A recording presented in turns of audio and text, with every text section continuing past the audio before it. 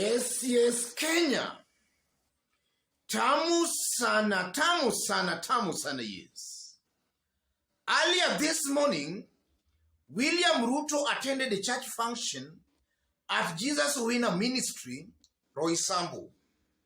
But what caught the attention of very many Kenyans was that as the congregants were worshipping and praying, William Ruto's photos and images were being displayed through the church's big screens, an indication that the church and the congregants were worshipping William Ruto. Have a look at this. Yes. That's William Ruto this morning at a church in Roysambu, Nairobi County. I don't know whether to call that a church or whether to call that blasphemy, idolatry, or cultism. I just don't know how to describe that whole incident. Yes. And you know, some months ago, Aisha Jumwa was also captured live on camera worshipping William Ruto in a church. Have a look at this video again. Hakuna wa kufanana na Ruto.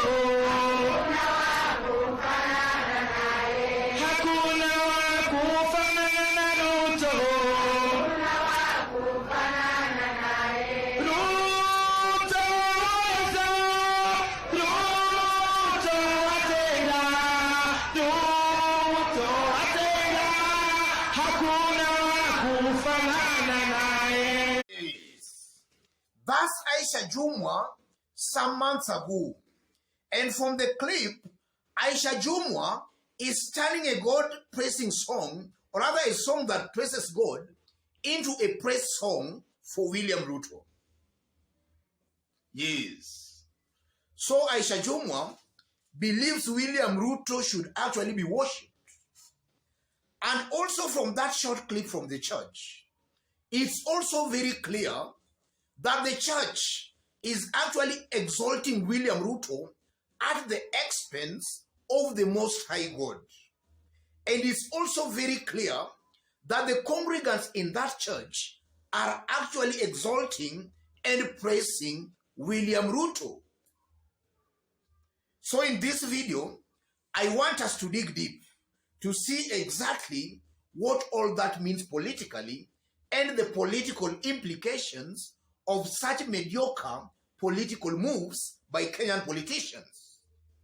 But before we do that, this being a Sunday, I want to borrow some wisdom from the book of Matthew 21 verse 13. You know, some of these politicians have been misquoting the Bible. So let's have a look at Matthew 21 verse 13. And said to them, it is written in the scriptures that God said, my temple will be called a house of prayer, but you are making it a hideout for thieves. That's Matthew 21 verse 13, Good News Bible. You have turned my house of prayer into a hideout for thieves.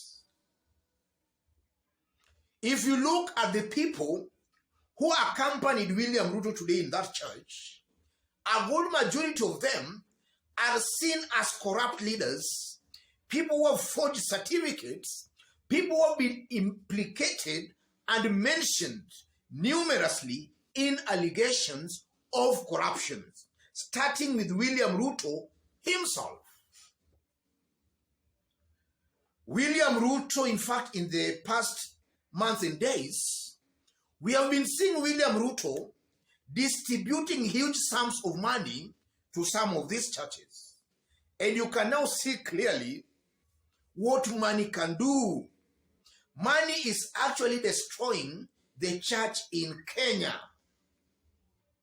The church is being turned into a political battleground. The church's podium is being turned into a politician's podium where he uses that podium to attack and abuse his political opponents. some years ago in Rwanda, Paul Kagame banned some of these, some churches of such calibers. And I think it's high time in Kenya, such kinds of churches should actually be banned. These are not churches. These are avenues the devil is using to destroy the church.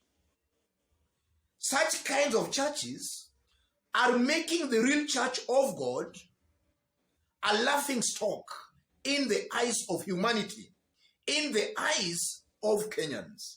These are avenues the devil is using to destroy the real church.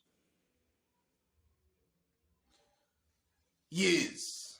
And I also remember, ladies and gentlemen, an incident in Muranga where actually William Ruto attended a church function and some people died as a result of that because of skirmishes.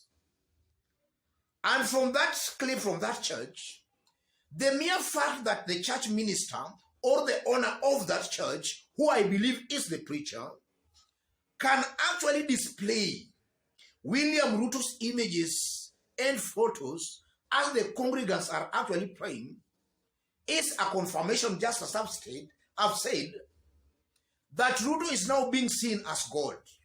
He is being exalted more than even God. And that reminds me of some years back in Zaire, during the reigns of Mobutu Sese Seko. During that time in Zaire, before news time, or rather before prime news time, all the media stations used to caption Mobutu Sese Seko as coming from the heavens.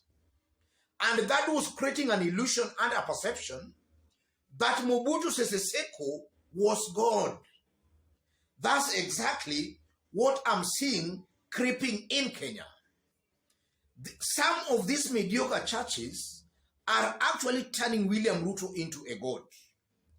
And if William Ruto can actually win this year's presidency, then I'm going to see a situation where a majority of these fake churches are actually going to be worshiping William Ruto as God. William Ruto is going to be a demigod. And also, if you look at it from another angle, it's clear William Ruto is trying to use the naivety and the greed for money by some of these people, calling themselves church ministers. William Ruto is exploiting their weakness, their love for money, for his political advantage. Ruto knows that some of these church ministers, all they want is money. And William Ruto is giving them that money. And upon giving them that money, William Ruto is actually being given the podium to destroy the church, to campaign. That's exactly what I'm seeing here. And actually that has the potential of actually destroying the church, just as I've stated. And that is something that should not be tolerated and should not be encouraged. William Ruto, from where I sit, if he continues with that trend, then I'm seeing the situation that befell Nebuchadnezzar of the Bible, a man who thought he was so powerful to a point he could actually question God. I'm seeing William Ruto going the same way as King Nebuchadnezzar of the Bible. That is something that will most definitely befall William Ruto in the years to come. William Ruto is clearly competing with God. Otherwise, ladies and gentlemen, let me leave it there for today. But in case you've bumped here for the very first time, and so far you have not yet subscribed, kindly subscribe, give this video a like.